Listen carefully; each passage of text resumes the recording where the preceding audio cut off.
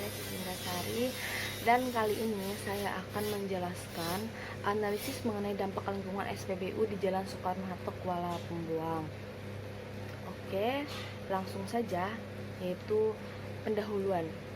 Latar belakang, SPBU atau Stasiun Pengisian Bahan Bakar Umum merupakan prasarana umum yang disediakan oleh PT Pertamina untuk masyarakat luas guna memenuhi kebutuhan bahan bakar. Pada umumnya, SPBU menjual bahan bakar sejenis premium, solar, Pertamax dan Pertamax Plus, serta tabung gas. Dalam meningkatkan pelayanan dan memenuhi persyaratan dalam pemenuhan izin, pengelolaan SPBU berinisiatif melakukan pengelolaan lingkungan melalui perencanaan yang sistematis terpadu dalam sebuah dokumen analisis dampak mengenai lingkungan, yaitu AMDAL. Adapun waktu yang saya gunakan untuk menyurvei lokasi tersebut yaitu 17 sampai 24 April 2020 dan bertempat SPBU Kuala Pembuang di Jalan Soekarno-Hatta. Dan langsung saja, ini pengertian dari SPBU. Stasiun pengisian bahan bakar adalah tempat di mana kendaraan bermotor bisa memperoleh bahan bakar.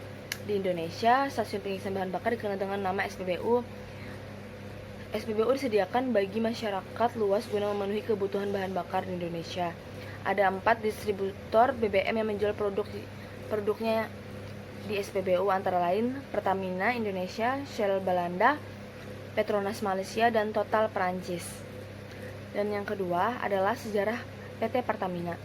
Pertamina adalah perusahaan minyak dan gas bumi yang dimiliki pemerintah Indonesia, National Oil Company, yang berdiri sejak tanggal 10 Desember 1957 dengan nama PT Permina. Pada tahun 1961, perusahaan ini berganti nama menjadi PN Permina, dan setelah merger dengan PN Pertamina di tahun 19 berubah menjadi PN Pertamina. Dan ketiga adalah garis besar komponen usaha atau kegiatan. Garis besar komponen usaha atau kegiatan operasional SPBU yang diperkirakan akan menimbulkan dampak lingkungan hidup akan diuraikan pada tahap kegiatan, yaitu yang pertama adalah prakonstruksi yang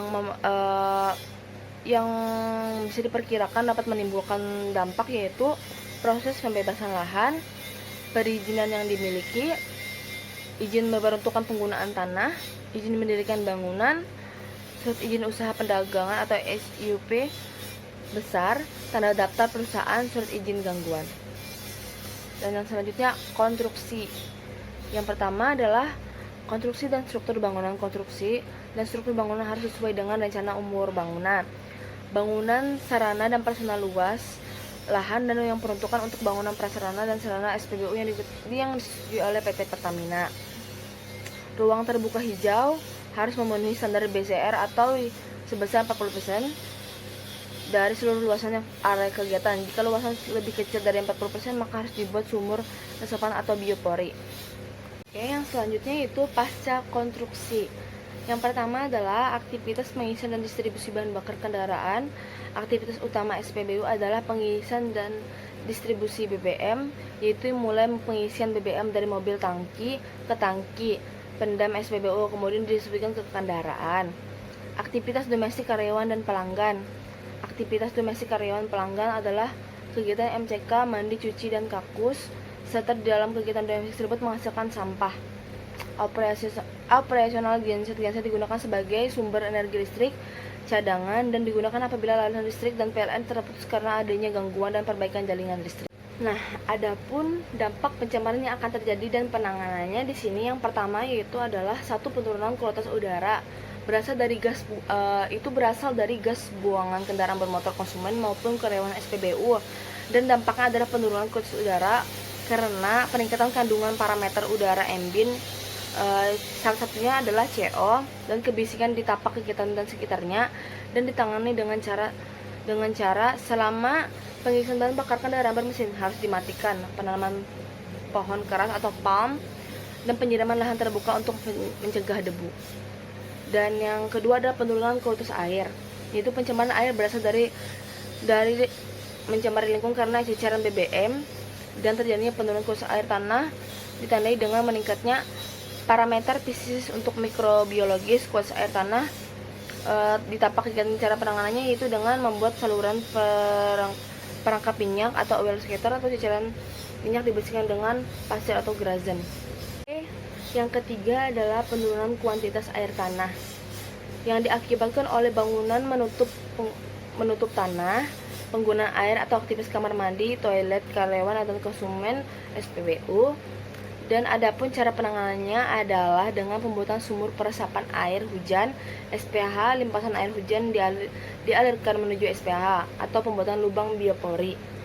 Nah, menurut saya di sekitar SPBU ini pemukiman masyarakat masih sangat jarang-jarang atau masih belum padat. Jadi kemungkinan untuk mencemari kualitas air masyarakat tersebut masih sangat sedikit. Tetapi berjalannya waktu pencemaran itu bakalan bertambah seiring berjalannya waktu. Dan juga yang sangat dominan terjadinya pencemaran lingkungan ini yaitu kebisingan. Ketika orang mengantri terlalu banyak, asap kendaraan konsumen cukup mengganggu udara di situ, dan kebisingan kendaraan bermotor, polusi, dan itu saja yang dapat saya jelaskan dari analisis yang saya buat. Mohon bisa dimengerti dan dipahami, semoga bermanfaat. Wassalamualaikum warahmatullahi wabarakatuh.